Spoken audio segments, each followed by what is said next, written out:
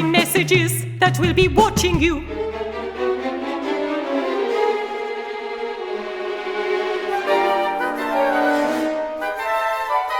This is all wrong. I shouldn't be up here. I should be back in school on the other side of the ocean. Yet, you all come to us young people for hope. How dare you!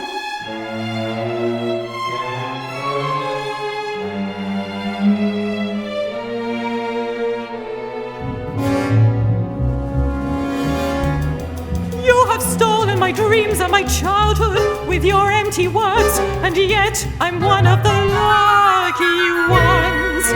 People are suffering, people are dying, entire ecosystems are collapsing.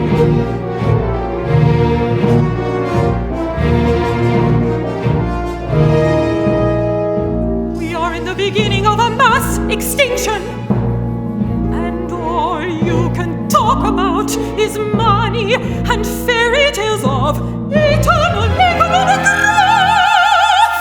How dare you!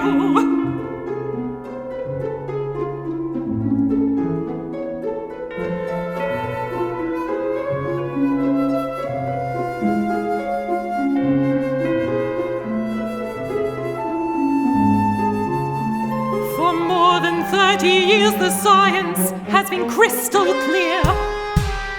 How dare you continue to look away and come here saying that you're doing enough when the politics and solutions needed are still nowhere in sight? You say you hear us, that you understand the urgency. But no matter how sad and angry I am, I do not want to believe that. Because if you really understood the situation and still kept on failing to act, then you would be evil. And that I refuse to believe.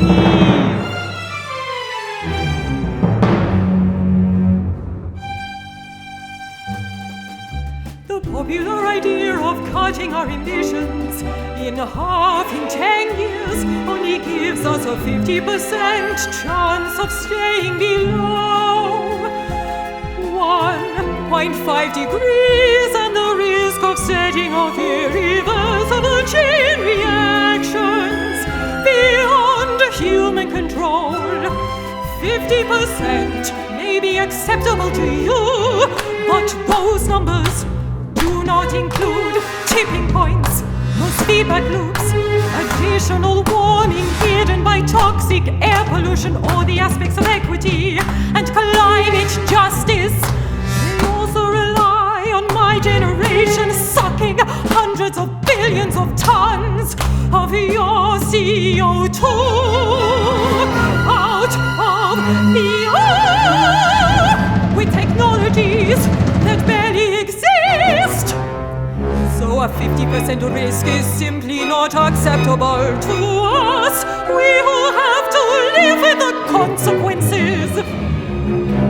To have a 67% chance of staying below 1.5 degrees of global temperature rise, the best odds given by the IPCC, the world had 420 gigatons of CO2 left to emit back in January 2018. Today, that figure is already down to less than 350 gigatons.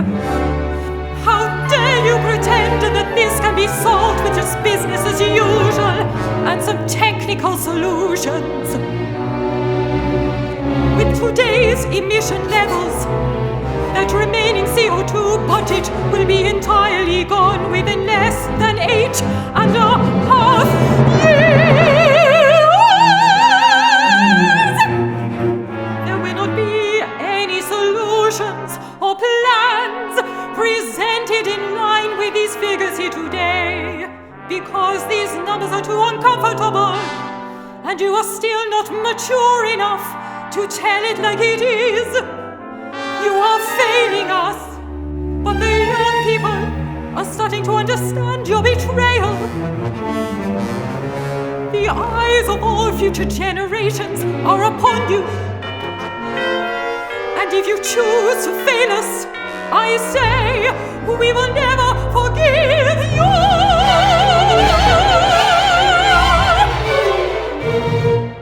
We will not let you get away with this. Right here, right now, is where we draw the line.